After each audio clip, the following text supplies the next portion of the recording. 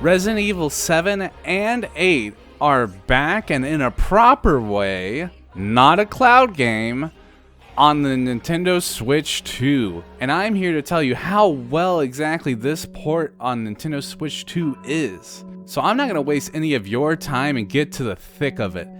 Resident Evil 7 and 8 both run remarkable on Nintendo Switch 2. Super smooth frame rates, decent enough resolution, and the HDR and handheld just makes the spooky atmosphere really pop. This is one of those games that made me verbally say out loud, I can't believe I'm playing this on a Nintendo Switch 2 for both 7 and 8. 8 being particularly remarkable with its density of enemies and complex environments. Speaking of these environments, the general art direction in both these games are fantastic, and when you see them in handheld mode running at 60 FPS, it's just a delight to see. It just feels so good to be so horrified. Now, for the most part, the performance is rock solid. I've only noticed like a very small handful of situations in Resident Evil 8 where it seemed to be loading in a new area where it kind of stuttered. But even when the enemies were all around the screen, I didn't notice frames dropping badly enough to where it interrupted or ruined the gameplay. So the fact that it felt so consistent, so smooth throughout while still looking remarkably good, like this feels like on par to what I remember playing on, the big boys. I'm sure it's not. I'm sure if I really delve into it, I'll notice it, but I feel like this is the experience. This is the game experience. Nothing is sacrificed. Now, being able to play this game on the go isn't the only unique feature. We also have gyro aiming, and it works really well. It reminds me of all the other Nintendo Switch ports that included gyro aiming.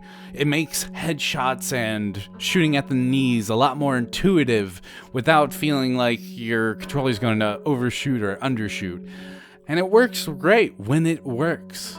That's the thing. In handheld mode, turning on gyro only seems to have this weird issue where the gyro only affects looking up and down.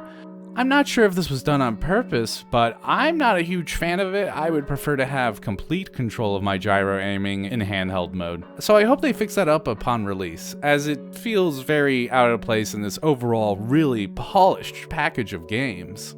And when I mean package, I mean package. These games came with the entire DLC included with the game, and Resident Evil 7 and 8 both have pretty substantial DLC, so this is great. These two games offer some of the most memorable villains in all of Resident Evil history, from the Bakers to the Lords in Resident Evil 8, and they leave quite an impression on poor old Ethan. So as ports, these games are a fantastic showing, and these games look great, they run great, they play great, and they come with everything. You are not missing out on anything if you get this game on Nintendo Switch 2. So Capcom has done a really fantastic job with these ports.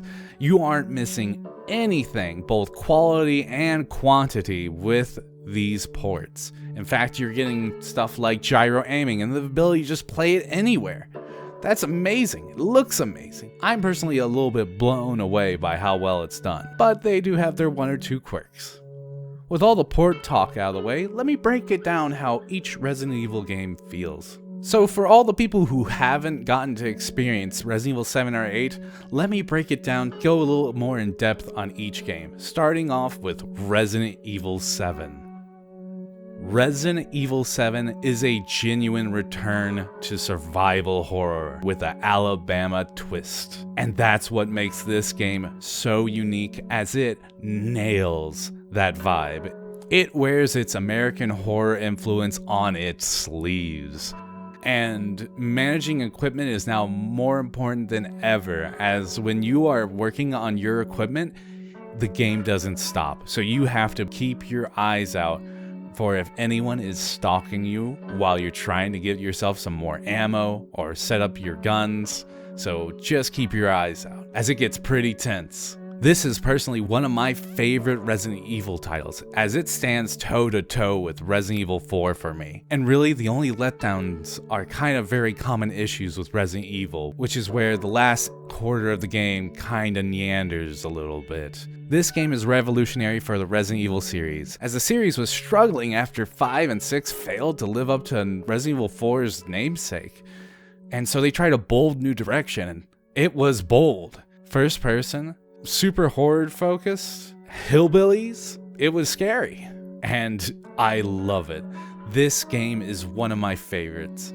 It is remarkable what they were able to pull off, and the villains, the Baker family, are some of the most memorable villains you'll ever witness in Resident Evil. You will be scared. Now there's another unique thing about Resident Evil 7 that I find really fascinating, and I hope Capcom returns to this, but having these super experimental DLC side stories were super interesting.